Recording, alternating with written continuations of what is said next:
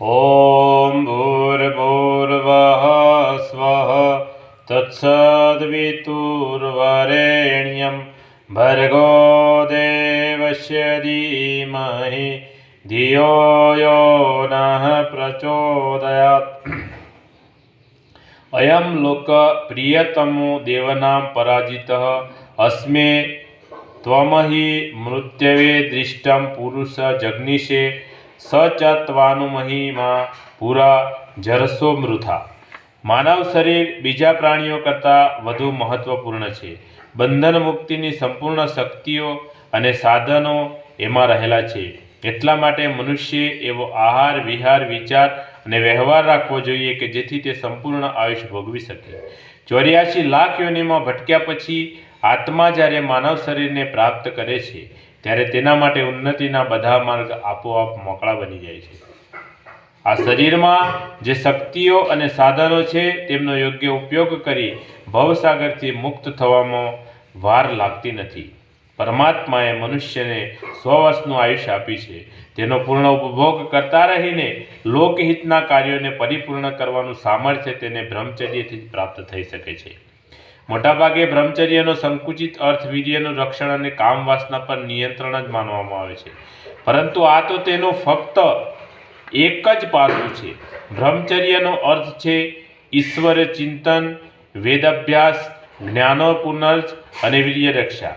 બ્રહ્મ કહેવાય છે બ્રહ્માને, મહાનતાને, અને ચર્યનો અર્થ છે વિચરવું, મહાનતામાં વિચરવું, મહાન થવું। મહાનતાનું આચરણ કરી તે બ્રહ્મચર્યનો વ્યાપક અર્થ છે। આપણે મહાનતા માટે ઈશ્વરના દિવ્ય ગુણોનું ચિંતન કરવું જોઈએ અને તેમને વ્યવહારમાં ઉતારવાનો પ્રયત્ન કરવો જોઈએ।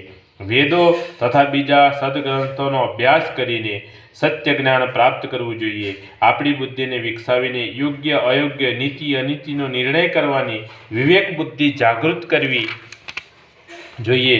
પરંતુ જ્યારે વીર્યના રક્ષણ માટે દ્વારા બ્રહ્મ સ્વાસ્થ્યને ઉત્તમ રાખવામાં આવે છે ત્યારે આ શક્ય બને છે।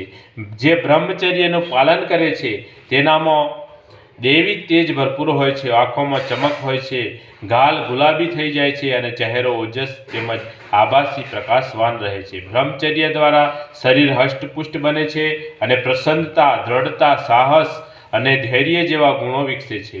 વધુમાં બ્રહ્મચર્ય પાળવાથી આપણે આપણી શક્તિનો નાશ થતો અટકાવી જીવનને મહાનતાના માર્ગ પર ચાલવાનો તેનો સદુપયોગ કરી શકીએ છીએ। મનુષ્ય પોતાની ઉન્નતિ માટે બ્રહ્મચર્યનું પાલન કરવું જોઈએ। તેનો વ્યાપક અર્થ જોઈએ તો સમાજને પણ બ્રહ્મચર્યની જરૂરિયાત છે। આજે સમગ્ર સમાજ અશક્ત, વેરવિખેર અને સંકુચિત થઈ રહ્યો છે ત્યારે એ તરફ સ્વાર્થપરાયણતા, અસમર્થતા, અશ્લીલતા, વ્યાકુળતા, ભય તથા બરબાદીના લક્ષણો જોવા મળે છે। એનું કારણ એ છે કે મનુષ્યની માફક સમાજમાં પણ જે બ્રહ્મચર્ય હોવું જોઈએ તેના અભાવમાં તેની શક્તિઓ ખલાસ થઈને આમ તેમ વિખેરાઈ રહી છે।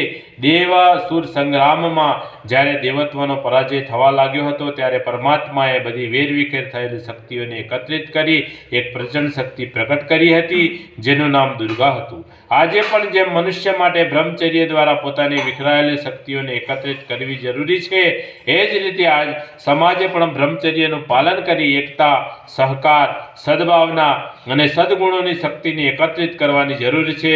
શરીર, મન, આત્મા, સમાજ અને રાષ્ટ્ર એ બધાના બ્રહ્મચર્યનું પાલન કરવું જોઈએ। બોલીએ સદગુરુ ભગવાનનો જય, આજ કા આનંદનો જય, આદિ શક્તિમાં ગાયત્રી માતનો જય, પોતપોતાના માત પિતાનો જય, કુળદેવી માતનો જય। ઓમ ગમ ગણપતે નમઃ, પાર્વતી પતય હર હર મહાદેવ હર।